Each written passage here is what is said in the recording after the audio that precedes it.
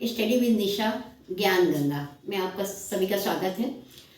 मुझे बहुत ही खुशी लग रही है कि हमारे चैनल्स को आप लोग पसंद कर रहे हैं और काफ़ी व्यूज़ भी आ रहे हैं, लाइक भी आ रहे हैं, शेयर भी आ रहे हैं।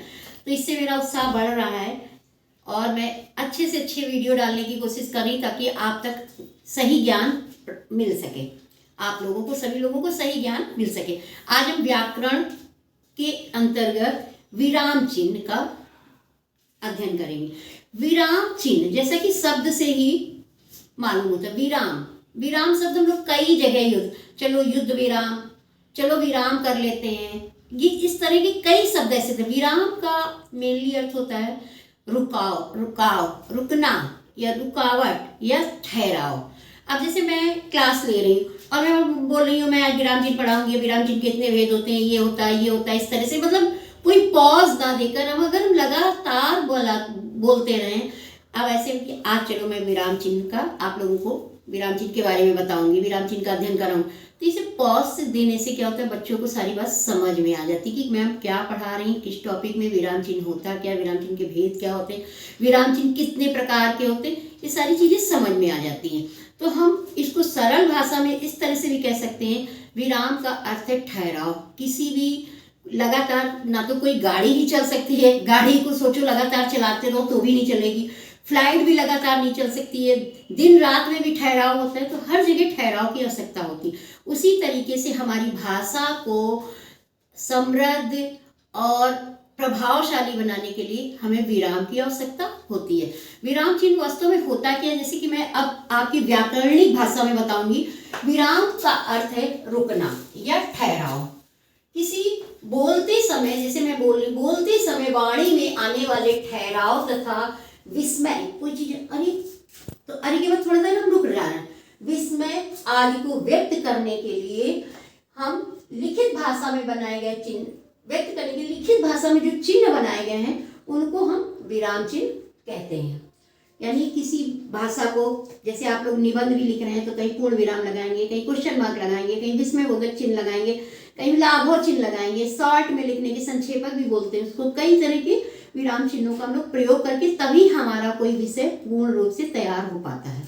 तो हम विराम से आप लोगों को समझ में आ गया कि विराम क्या है। विराम करते हैं ठहराव। भाषा को सही और प्रभावशाली बनाने के लिए हम बोलने में भी और लिखने में भी विराम चिन्हों का प्रयोग करते हैं। विराम चिन्ह वैसे तो 12 प्रकार के होते हैं, लेकिन 1 to 8 में अधिकतर विराम चिन्ह 10 प्रकार के ही हम लोग प्रयोग करते हैं। पहला होता है पूर्ण विराम। इस विराम चिन्ह का प्रयोग सबसे ज्यादा करते हैं। पूर्ण विराम का साइन होता है खड़ी पाई, जिसको भी बोलते हैं हम लोग। इसमें जैसे राम बाजार जाता है, अब इसके बाद हमने खड़ी पाई का प्रयोग किया तो ये वाक्य पूरा हो गया। जब वाक्य पूर्ण हो जाता है तो उसको हम पूर्ण विराम का नाम देते हैं। अल्प विराम, अल्प विराम होता है जैसे हम हमारे विद्यालय में अटेंडेंस ले रहे हैं, कई बच्चों का नाम लेते जा रहे हैं, अब लगातार राघव, रमेश, कमलेश या जो भी, तुम थोड़ी देर रुकते हैं। ऐसा नहीं राघव, रमेश, कमलेश इस तरह से नहीं बोलेंगे, थोड़ी देर रुकेंगे, पॉज देते हैं। और कई लोगों का, कई चीजों का या कई तरह की अनेक जगह हम अल्प विराम का प्रयोग करते हैं लगातार। जैसे भिंडी, तरोई, टमाटर, आलू, तो एक साथ नहीं लिखेंगे, हम उसमें अल्प विराम का प्रयोग करते हैं। अब इसके बाद आता है अर्ध विराम। अर्ध विराम क्या होता है, अल्प विराम से थोड़े ज्यादा, जब थोड़ा सा सेंटेंस पूरा हो जाए और थोड़ा अपूर्ण होता है तो वहां पर हम अर्ध विराम का प्रयोग करते हैं। विस्मयाद बोधक, जैसे सभी लोग जानते हैं विस्मयाद बोधक क्या होता है कि कोई हर्ष, शोक, घृणा या इस तरह के भावों का प्रयोग करने के बाद जो है, इस तरह के शब्दों का प्रयोग हम जैसे करते हैं उसके बाद हम लोग इसका विस्मयाद बोधक का चिन्ह लगाते हैं। जैसे अरे तुम कब आए, तो अरे के बाद क्या होगा, ये हम विस्मयास्पद चिन्ह का प्रयोग करेंगे। इसके बाद आता है योजक। योजक या विभाजक भी बोलते हैं।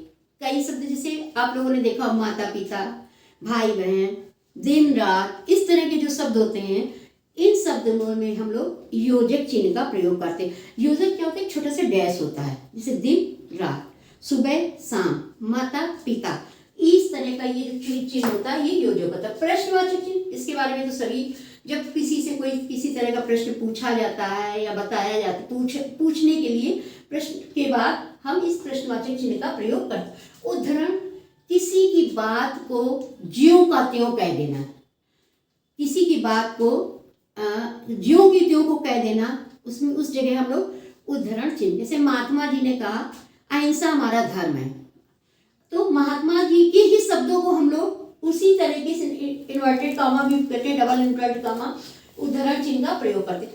कोष्टक, कोष्टक का तो प्रयोग आप सभी लोग क्लास 1 से करते आ रहे हो। कोष्टक मीन्स ब्रैकेट, छोटा प्रश्न लिखने के बाद क्या होता है, ब्रैकेट लगा देते हैं। कुछ इस तरह के कोष्टक चिन्ह का हम लोग प्रयोग कर देते हैं। इसके बाद अपूर्ण विराम, 2 डॉट होते हैं, उसको हम लोग अपूर्ण विराम कहते हैं। और निर्देशक चिन्ह, निर्देशक जब हम जैसे लिखने जा रहे हैं किसी के, इसके भेद के ऐसे कर देते हैं, फिर हम उसको निर्देश दे रहे हैं कि इसके बारे में अब हम लिखेंगे, तो वो हमारा निर्देशक चिन्ह होता है। और इसके बाद एक आता है लाघव चिन्ह। लाघव चिन्ह इसके बारे में मैंने लिखा नहीं है, मैं आपको अपने आप तरफ से बता रही ताकि आप लोगों को भी समझ। लाघव चिन्ह जैसे होता है कि प्रश्न, डॉक्टर, डॉक्टर को हर समय पूरा पूरा नहीं लिखते हैं। आप लोगों ने देखा डॉक्टर के आगे ऊपर अर्धचंद्र बना होता है और बगल में उसके क्या होता है, सर्कल बना देते हैं, तो वो लाघव चिन्ह होता है।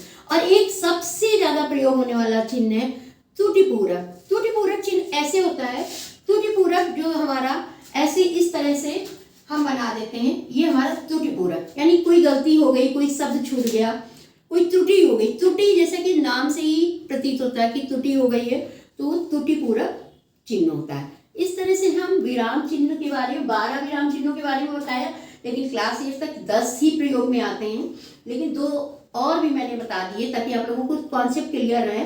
इसके अलावा आई होप कि आप लोगों को विराम चिन्ह का टॉपिक जो है समझ में आ गया होगा, और आप लोग अपनी लाइक या शेयर, या जो मैं ये नहीं चाहती कि आप मुझे लाइक करो शेयर करो, लेकिन अपने अनुभव को हमारे साथ अगर शेयर करोगे तो मुझे अच्छा लगेगा कि हाँ आपको मेरी क्लास कैसी लग रही है।